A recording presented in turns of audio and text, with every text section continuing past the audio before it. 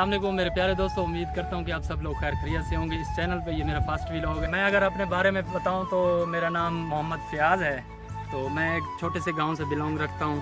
तो मुझे शौक़ हुआ है कि मैं जो है ना अपना एक चैनल बनाऊँ, उस पर जो है ना अच्छी अच्छी अपने गाँव की जो है ना वीडियो डालूँ।